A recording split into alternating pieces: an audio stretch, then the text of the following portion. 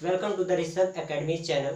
Friends, आज का जो लेक्चर है हमारा चैप्टर 2 का जो force and the law of conservation of law of Newton's law of motion पढ़ रहे थे, उसका जो है लास्ट टॉपिक होने वाला है सर। इसमें जो है हम लोग पढ़ेंगे कंजर्वेशन ऑफ मोमेंटम के बारे में। ठीक है, आज सेकेंड चैप्टर का लास्ट पार्ट हम लोग यहाँ पे क्रिएट कर रहे हैं। उसके बाद हमारा थर्ड चैप्टर जो है स्टार्ट होगा, उसके साथ न्यूमेरिकल भी होगा। ठीक है, आज का हमारा टॉपिक है कंजर्वेशन ऑफ मोमेंटम। तो कंजर्वेशन ऑफ मोमेंटम क्या होता है, उससे पहले आपको हम लोग बता दें कि मोमेंटम क्या होता है। इससे पिछले लेक्चर में हमें बताया था कि मोमेंटम जो है वो किसी भी बॉडी के मास और उसके वेलोसिटी का प्रोडक्ट होता है। दैट इज मोमेंटम को P से हम लोग डिनोट करते हैं। P इक्वल टू होता है m इंटू वी।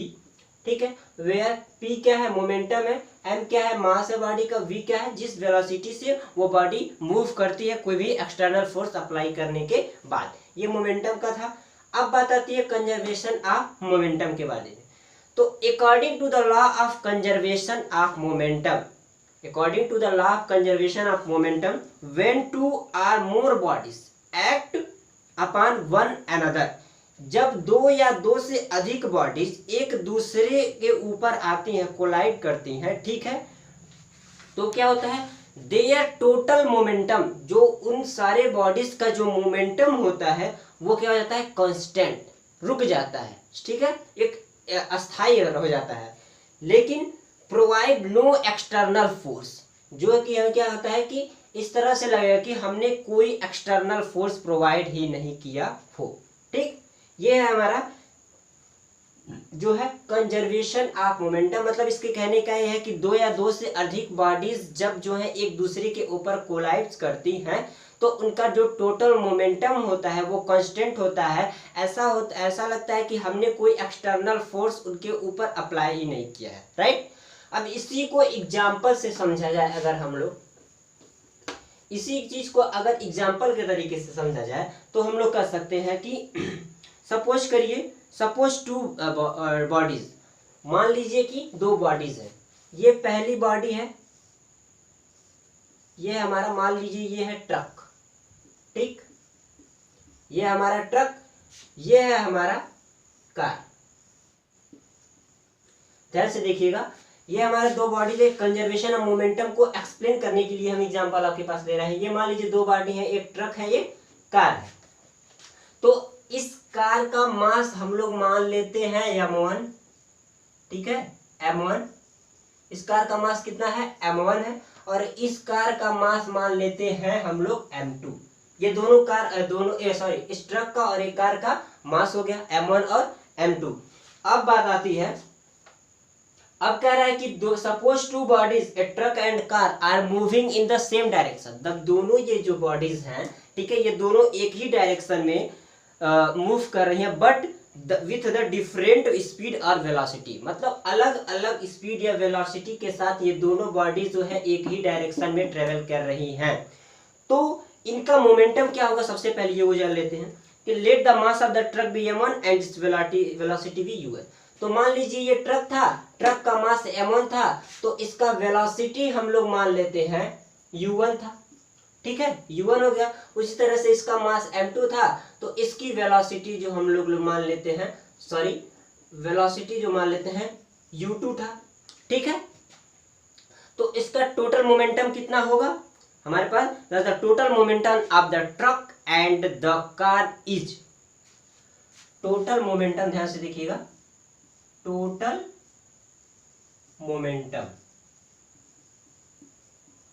मोमेंटम हमारा हो गया momentum of truck plus momentum of car, that is equal to m1 u1 plus m2 u2।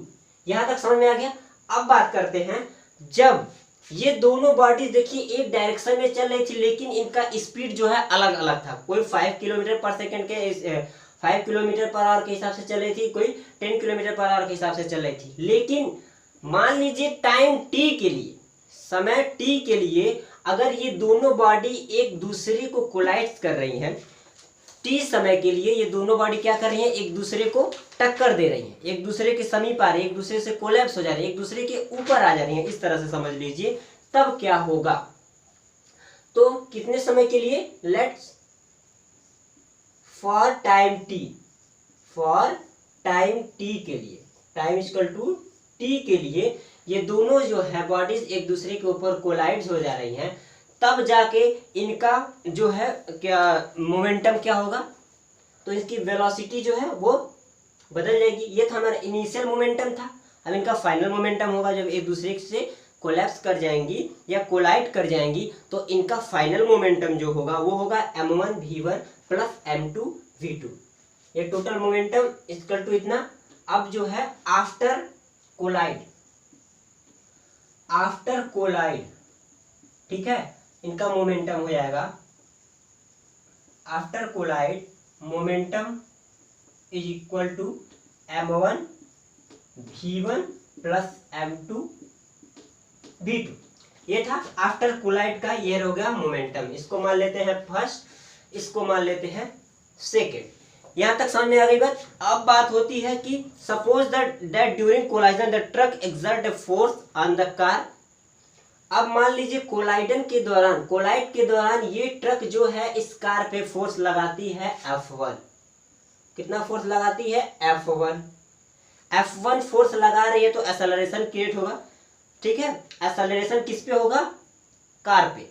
भाई ये फोर्स लगा रही है तो कार पे एक्सेलरेशन होगा, तो हमारा एक्सेलरेशन हो जाएगा जो, मान लीजिए F1 अप्लाई की फोर्स कार पे, ठीक है। F1 जो है, F1 फोर्स अप्लाई किया गया कार पे, तो एक्सेलरेशन जो होगा A2 का, मतलब कार का एक्सेलरेशन जो हो जाएगा होगा वो हो जाएगा V2 minus U2 upon T।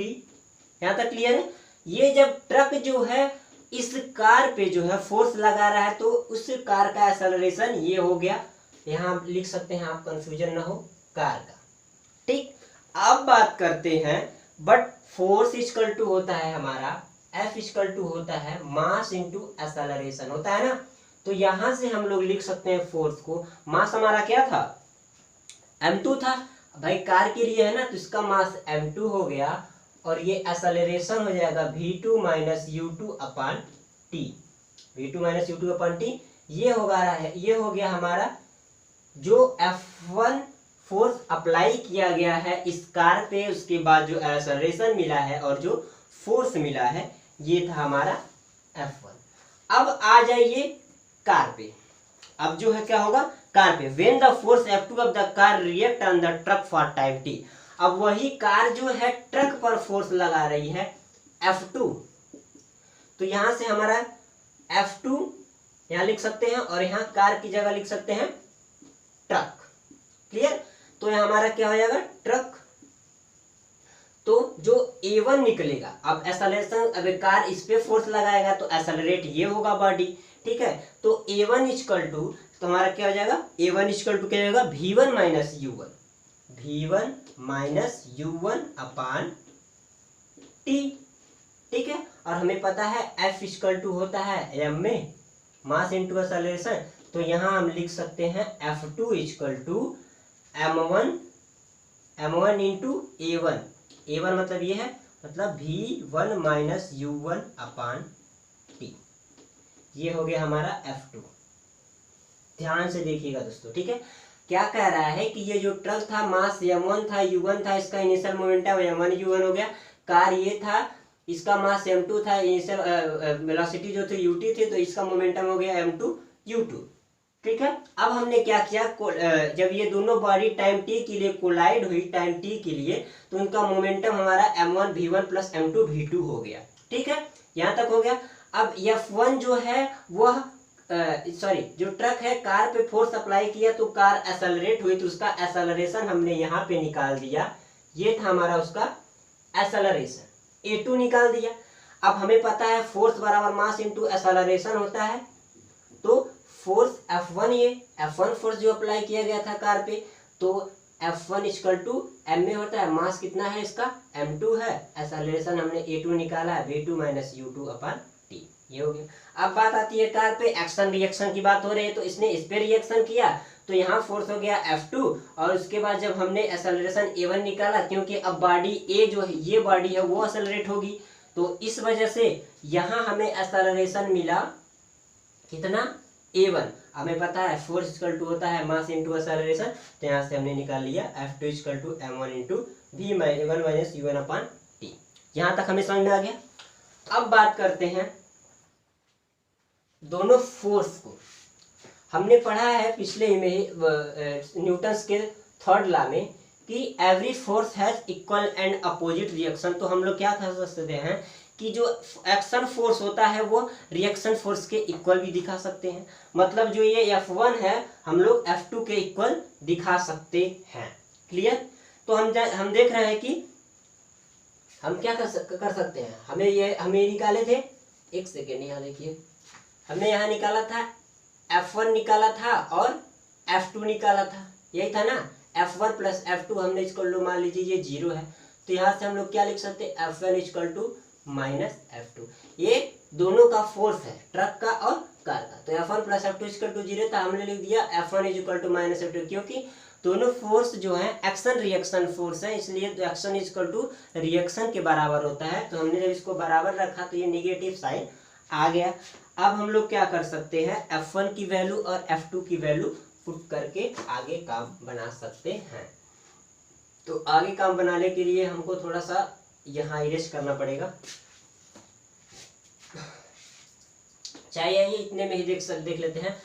F1 equal to F2 है, तो F1 हमारे पास क्या है, यही ना है m2 into V2 minus U2 upon T is equal to m1, ये हमारा m1 into V1 minus U1 upon T से T कैंसिल हो गया, m2 बचा m1 बचा, ठीक है, m2 और m1 बचा है। तो m1 V1 और m2 V2। अब इसको आगे और देखते हैं क्या कर सकते हैं। अब देखिए m2 हमारे पास ये हो गया, इसको भी इरेज कर लेते हैं, m2 हो गया, V2 माइनस U2 हो गया इज इक्वल टू m1 हो गया और V1 माइनस U1 हो गया। यहाँ तक क्लियर है? इसको और आगे थोड़ा सा सॉल्व करते हैं तो हम देखेंगे, इसको मल्टीप्लाई कर देते हैं, m2 V2 minus m2 U2 is equal to m1 V1 minus m2 U2। ठीक है, यहाँ हो गया। अब क्या कर सकते हैं, m1 V1 plus m2 V2। अब इसको क्या करते हैं, इसको जो V1 वाला टर्म है उठा करके V2 वाले के पास लेते आते हैं हम, तो हम लोग को क्या मिलेगा, m1 V1 plus m2 V2 is equal to m1 U1 plus m2 U2। ठीक, हमने क्या किया, m1 जो m और v था उसको एक साइड ले लिया और m1 v1 को m2 v2 को और m1 u1 और m2 u2 को एक साइड ले लिया। मतलब इनिशियल मोमेंटम और फाइनल मोमेंटम, हम लोग देख रहे हैं कि इनिशियल मोमेंटम और फाइनल मोमेंटम दोनों आपस में क्या है, इक्वल है। तो यहाँ हमारे पास क्या है, यहाँ माइनस का साइन भी है, उसको भी ध्यान में रखना है, यहाँ माइनस का साइन है। ठीक है, अब इसको हम लोग थोड़ा सा और चेंज कर सकते हैं। देखिए ये माइनस में कहाँ गया, यहाँ हमारे पास माइनस साइन था, यहाँ हमारे पास माइनस साइन था ये, तो हमने क्या किया, इसको जब करेंगे तो ये माइनस माइनस मिलके प्लस कर दिया, ये माइनस में है और ये प्लस में है। तो हमने यहाँ से m1 v1 plus m2 v2 equal to लिख सकते हैं, ये देखिए m1 u1 plus m2 u2। यहाँ से आप लोग नीचे अगर नहीं क्लियर हो रहा है तो एक सेकंड देखिए,